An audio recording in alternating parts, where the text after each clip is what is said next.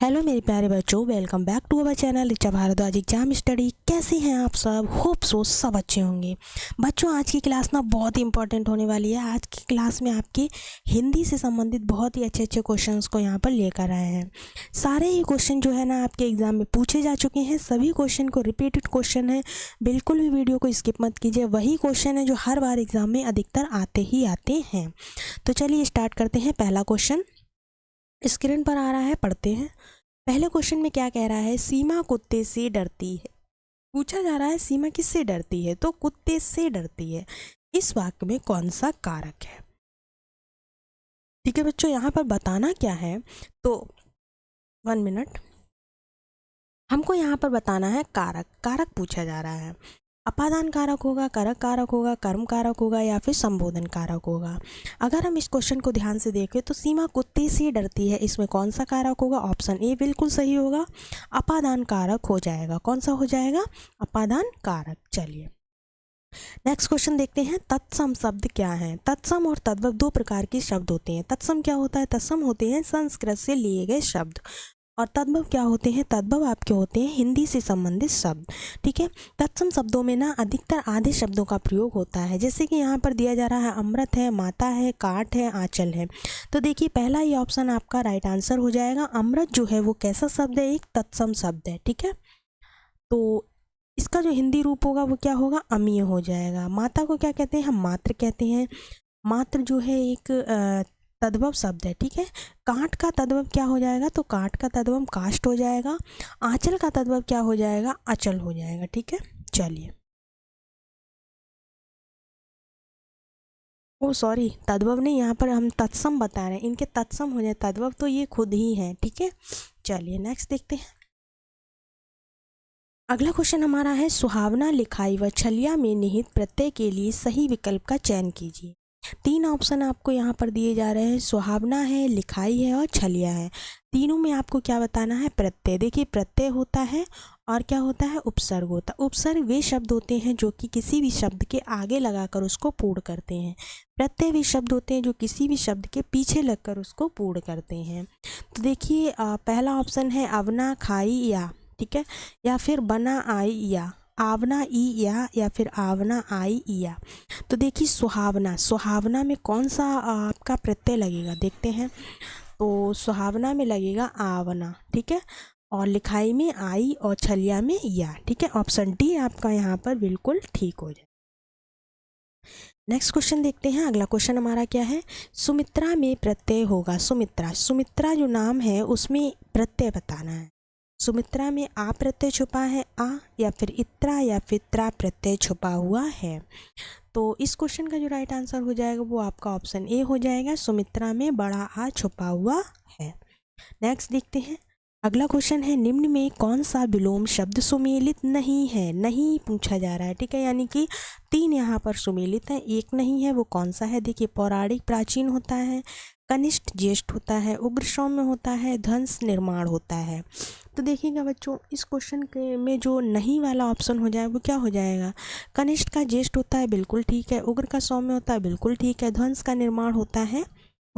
ठीक है, तो आपका राइट आंसर हो जाएगा ऑप्शन ए, पौराणिक का प्राचीन नहीं होता। पौराणिक और प्राचीन दोनों एक ही शब्द है। ठीक है, चलिए नेक्स्ट क्वेश्चन देखते हैं। अगला क्वेश्चन हमारा है, इनमें से कौन सा शब्द गुस्से का समानार्थी नहीं है? क्या बताना है? समानार्थी ना हो, यानी कि 3 जो है वो आपके समानार्थी हैं यहाँ पर। तो गुस्से के समानार्थी हैं कौन कौन से? पहले वो निकाल लेते हैं, तो आपका जो नहीं है वो वैसे ही निकल आएगा। तो देखिए हैं कौन से? क्रोध गुस्से का समानार्थी है, अमर्ष गुस्से का समानार्थी है, रोष गुस्से का समानार्थी है। नहीं है तो वो क्या है? ऑप्शन सी, यानी कि अपकर्ष जो है वो आपका राइट आंसर हो जाएगा। चलिए नेक्स्ट क्वेश्चन देखते हैं। अगला क्वेश्चन है हमारा, निम्न में से कौन सा शब्द है जो कि अनेकार्थ है? क्या पूछा जा रहा है, कौन सा शब्द है जो अनेकार्थ है? साहस है, पुस्तक है, अंबर है या फिर बालक है? तो देखिएगा बच्चों, बालक के अनेकार्थ रूप नहीं हो सकते, पुस्तक के भी नहीं हो सकते, साहस के भी नहीं हो सकते। अंबर यहाँ पर अनेकार्थ है क्योंकि अंबर जो है पर्यायवाची है। अंबर क्या है, यहाँ पर एक पर्यायवाची शब्द है जिसके अनेक रूप होते हैं। कौन कौन से? जैसे मान लीजिए आसमान हो गया, बादल हो गया आपका, ठीक है, वस्त्र हो गया, ये किसके रूप हैं? अंबर के रूप हैं। ठीक है, चलिए नेक्स्ट क्वेश्चन देखते हैं। सही अर्थ वाला शब्द युग्म कौन सा है? सही अर्थ वाला यहाँ पर शब्द युग्म छांटना है, कौन सा है? आकर को आकार, खान को आकृति, कूल को कूल, वंश का शीतल, निर्जर का निर्झर, या फिर शून्य का झरना होगा, या फिर सर को सर बोलेंगे, बाढ़ को भला आदमी बोलेंगे। तो देखिए बच्चों, इस क्वेश्चन का जो राइट आंसर हो जाएगा वो क्या हो जाएगा? सही अर्थ वाला। यानी कि सही अर्थ कौन सा है? आकार, आकर को आकार बोलेंगे, खान को आकृति बोलेंगे, ये वाला ऑप्शन आपका सही है। बाकी तीनों जो हैं आपकी बिल्कुल गलत हैं। चलिए नेक्स्ट क्वेश्चन देखते हैं। किसी व्यक्ति या वस्तु को ना अपनाना, किसी व्यक्ति या वस्तु को ना अपनाना, वाक्यांश के लिए उपर्युक्त शब्द का चयन कीजिए। मतलब कि यहाँ पर कहा जा रहा है किसी व्यक्ति या वस्तु को बिल्कुल अपनाना नहीं है, यहाँ पर उसके लिए कौन सा उपर्युक्त शब्द होगा? बहिष्कार, परिष्कार, तिरस्कार करना या फिर परोपकार करना। तो देखिए बच्चों, परोपकार तो होने से रहा, ठीक है, परोपकार तो होने से रहा है। उसके बाद तिरस्कार हम किसी का कर नहीं रहे हैं यहाँ पर, ठीक है। परिष्कार हो नहीं सकता, क्या हो जाएगा? ऑप्शन ए यानी कि बहिष्कार करना। किसी व्यक्ति या वस्तु को ना अपनाना क्या हो जाता है? बहिष्कार करना, किसी भी चीज़ का बहिष्कार करना, ठीक है। चलिए नेक्स्ट क्वेश्चन हमारा क्या है? नेक्स्ट क्वेश्चन है हमारा, अन्वीक्षण का संधि विच्छेद कौन सा होगा? किसका पूछा जा रहा है? अन्वीक्षण का।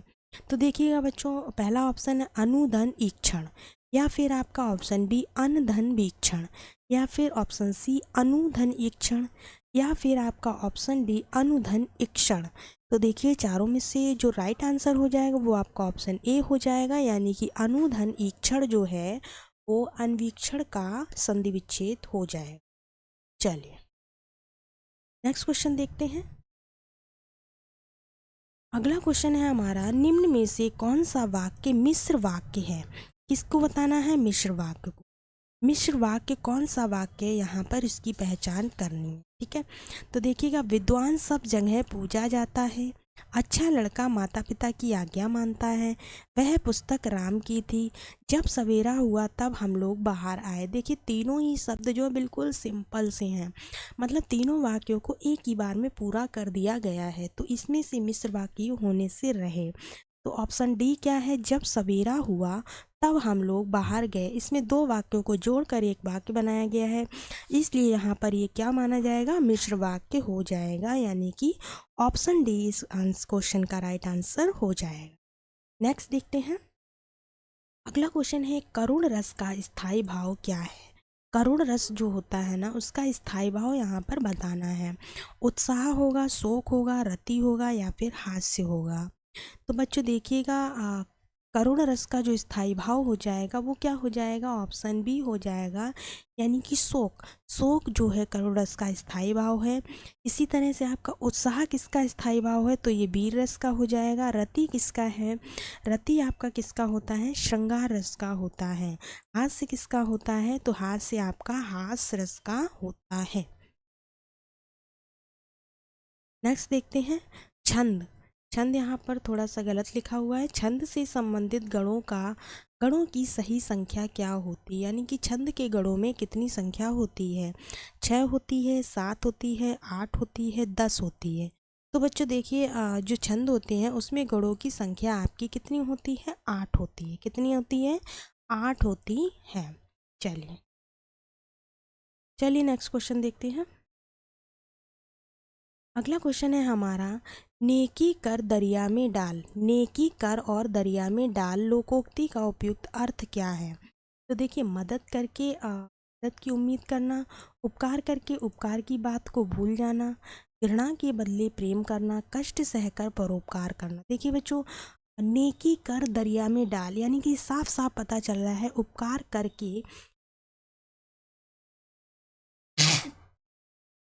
सॉरी, उपकार करके उपकार की बात को भूल जाना। क्या पता चल रहा है? उपकार करके उपकार की बात को भूल जाना, यानी कि ऑप्शन बी आपका बिल्कुल राइट आंसर हो जाएगा।